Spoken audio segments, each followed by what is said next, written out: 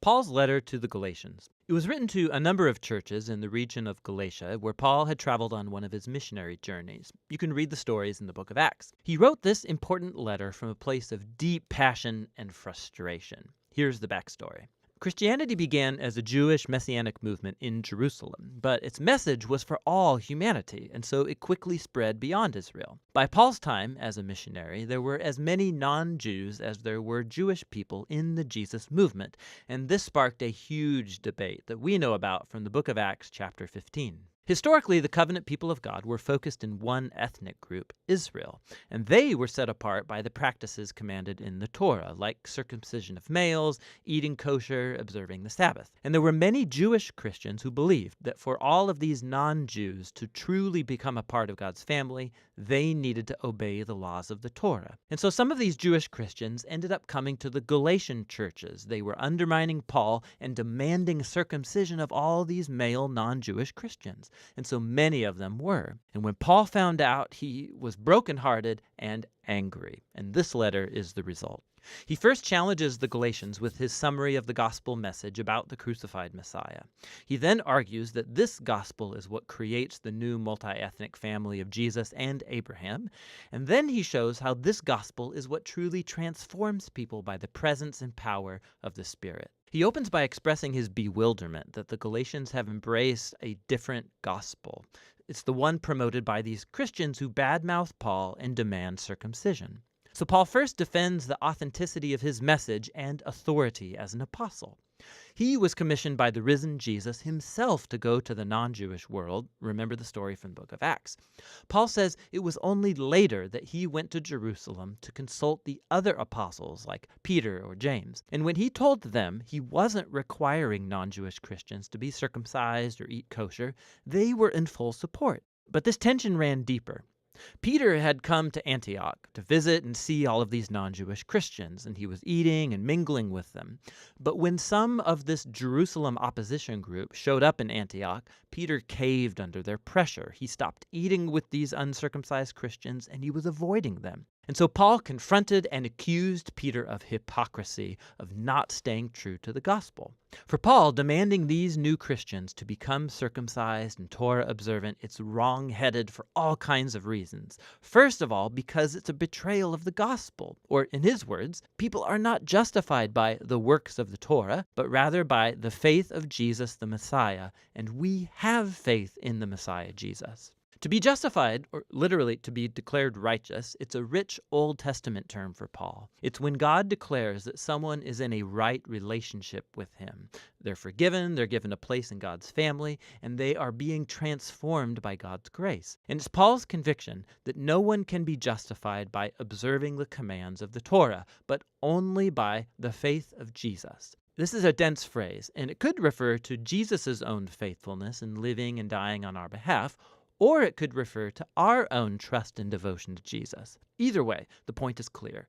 People are justified only through trusting in what God did for them through Jesus, not by what they do for themselves.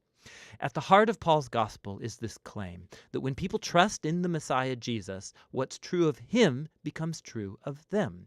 His life, death, and resurrection become theirs. Or in his words, I've been crucified with the Messiah, and it's not I who come back to life, it's the Messiah living in me. And the life I now live, I live by faith in the Son of God who loved me and gave himself for me. And so the reason anyone can say that they are right with God or belong to Jesus' covenant family, it's not because they obeyed the laws of the Torah. It's only because of what Jesus did for them that they could never do for themselves.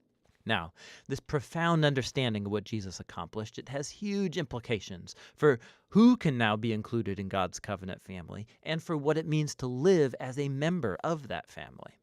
So Paul first turns to the stories about Abraham in Genesis, how he was justified or declared righteous before God by simply having faith, by trusting in God's promise that one day all nations would find God's blessing through him and his offspring. God's purpose was always to have one large multi-ethnic family of people who relate to him on the basis of faith, not on the laws of the Torah. But that raises an important question. Why did God give the laws of the Torah to Israel then?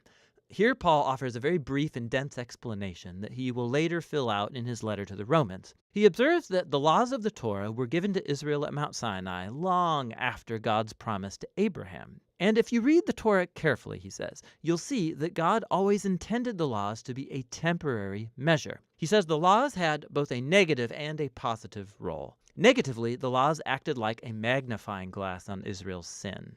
They exposed how Israel shared in the sinful human condition, constantly rebelling against God's law. And so the law, which is good, ended up pronouncing Israel guilty and all humanity with them. Or in his words, the laws imprisoned everyone under the power of sin.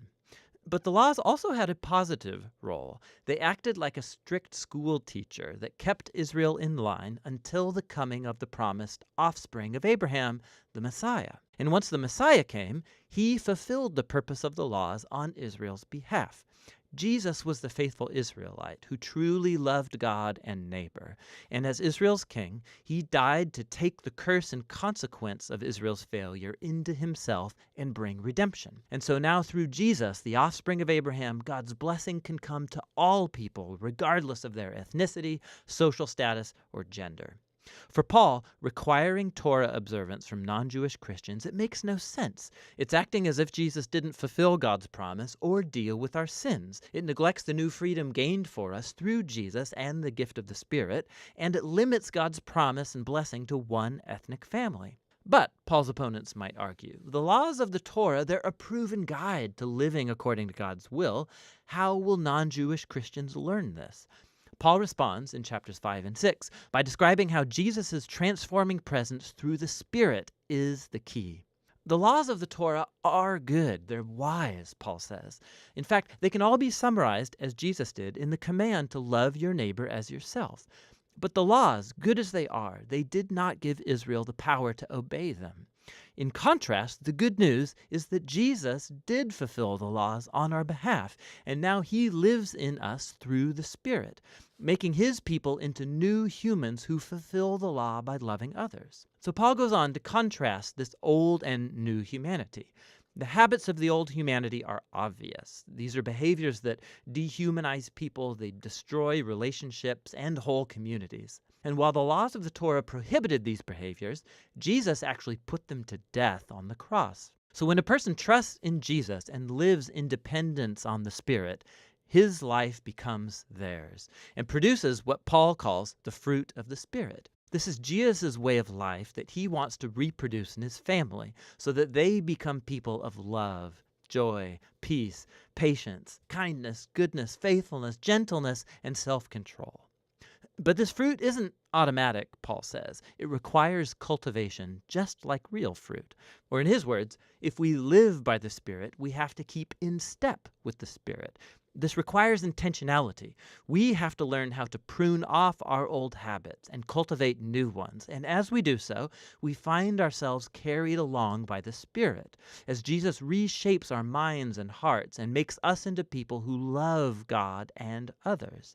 And in this way, Jesus' people fulfill what Paul calls the Torah of the Messiah.